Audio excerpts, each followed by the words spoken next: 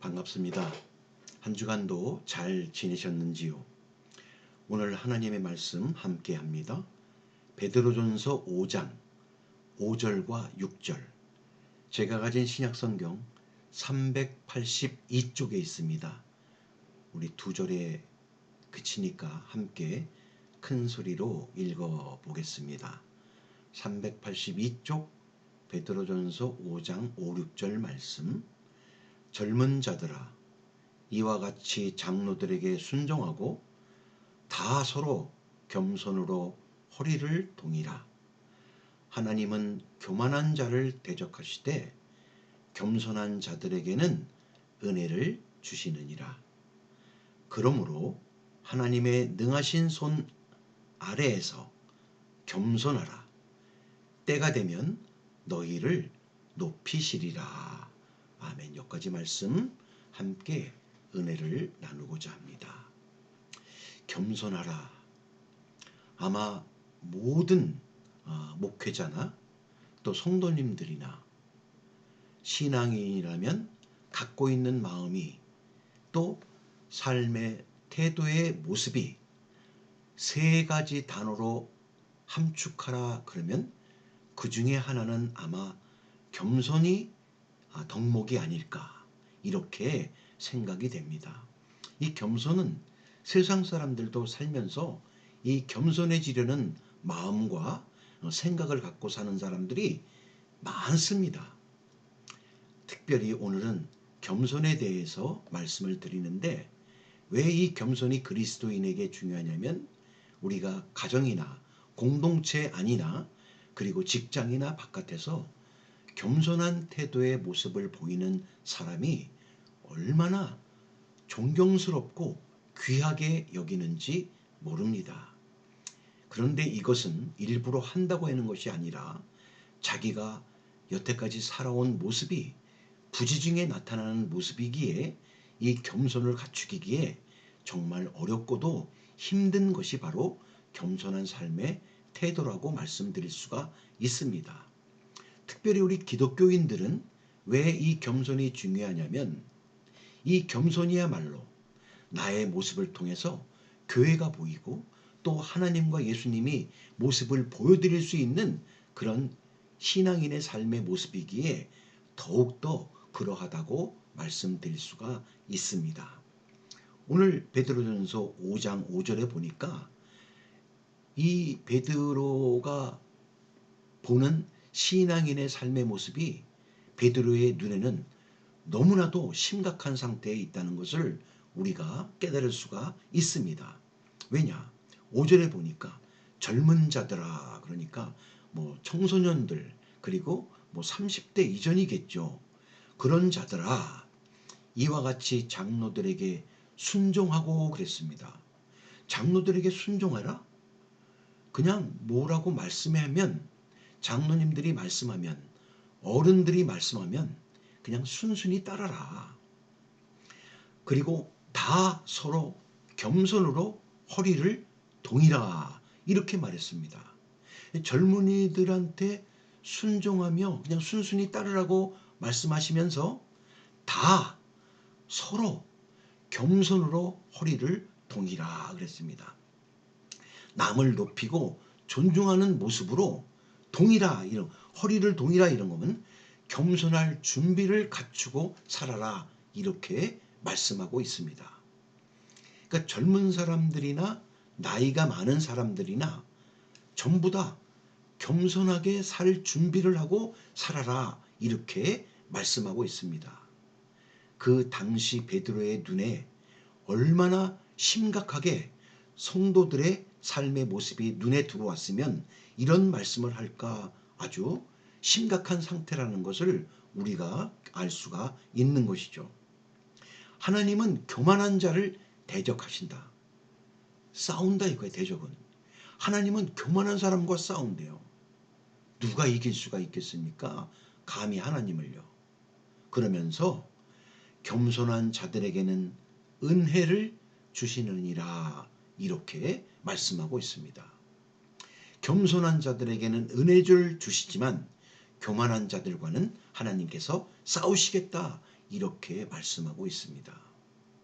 성도들의 삶과 교회 안에서의 공동체의 삶이 지금 심각하고, 그때 2000년 전이나 지금이나 어떨지 모르겠지만요, 아무튼 그때 그 신앙인의 공동체 안에서의 삶이 이만큼 심각하다는 것을 단적으로 볼 수가 있습니다.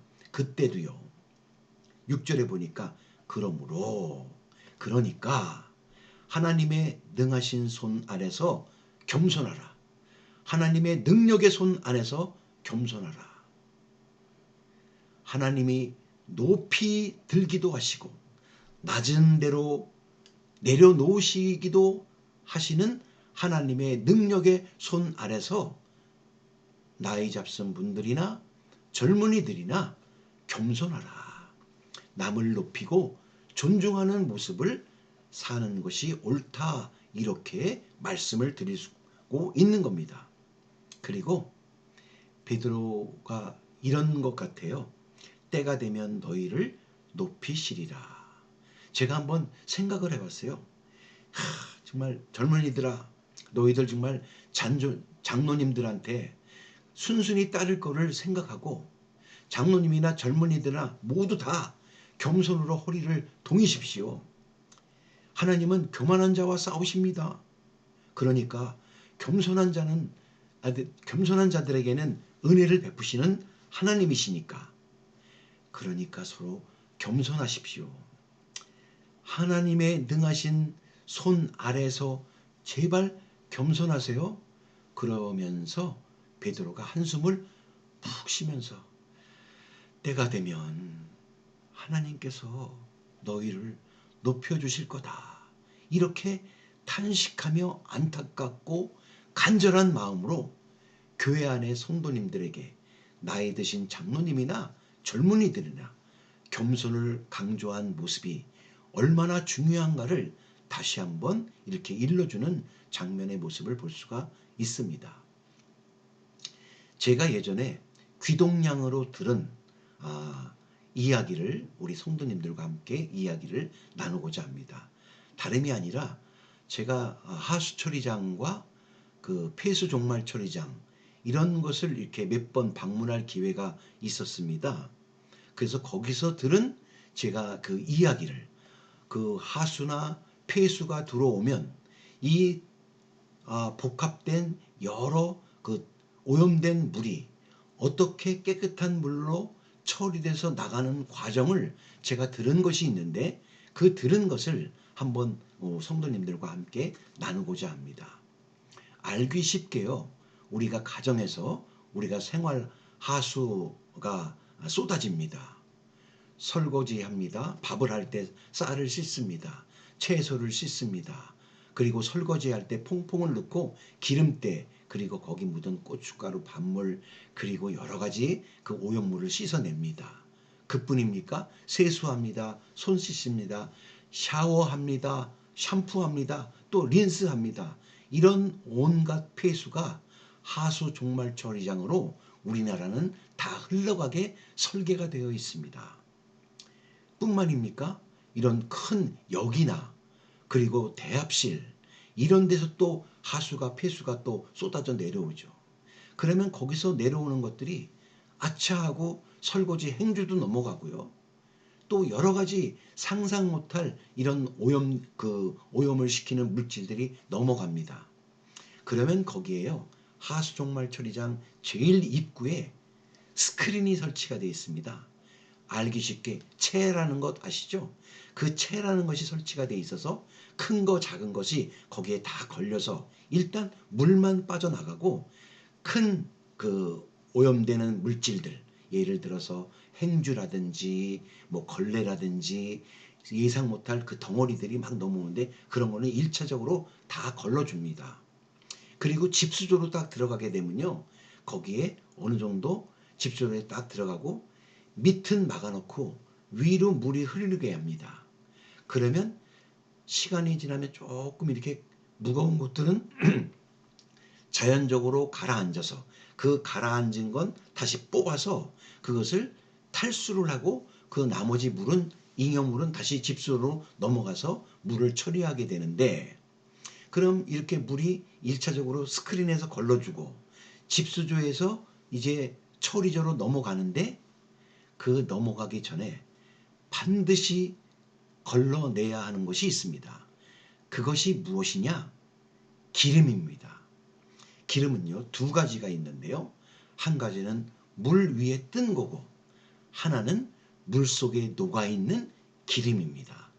이 두 가지를 뽑아내서 폭기조에 들어갑니다. 폭기조는 뭐냐면 거기서 산소를 공급해줘서 이 유기물들이 산소와 결합해서 덩어리가 져서 침전시키거나 부상시켜서 그것을 걷어내는 그런 그 처리 시스템을 말하는데, 그 폭기조로 넘어가기 전에 반드시 기름을 제거해 줘야 됩니다.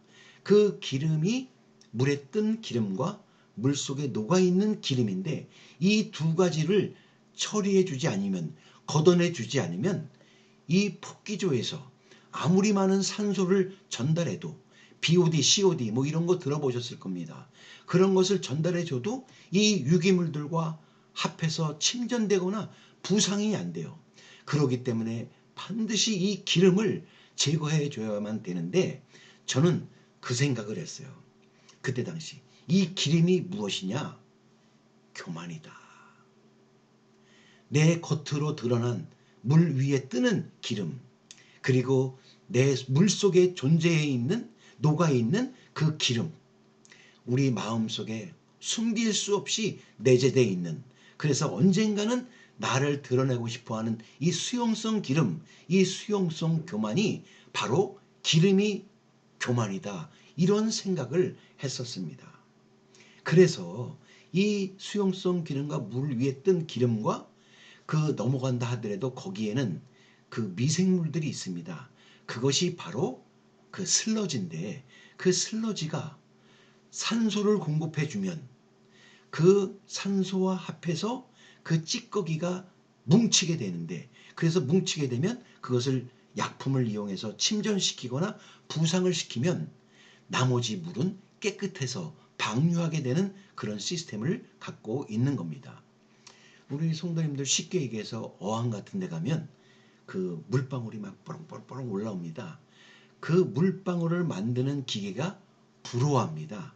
산소를 만드는, 외부의 공기를 물속에 집어넣어서 그 물속에 집어넣은 공기가 위로 부상하면서 그 속에 있는 산소가 물속에 녹아라 하는 기계가, 그게 불어합니다. 그 불어화 장치, 그것이 바로 물속에 있는 유기물들과 BOD와 COD, 생물학적 산소 요구량, COD는 화학적 산소 요구량, 이것이 결합되게 만들어서 어느 정도 일정 시간이 되면 그 침전물이나 그런 것이 가라앉게 되고 또 부상시켜서 나머지 물들은 깨끗하게 돼서 방류가 되는데, 우리나라는 얼마나 좋은 나라인지 모릅니다. 이렇게 깨끗한 물을 방류해서 산천, 하수로 방류해서 물고기가 살 수 있을 정도로 깨끗한 물을 방류하는 게 우리나라 시스템입니다.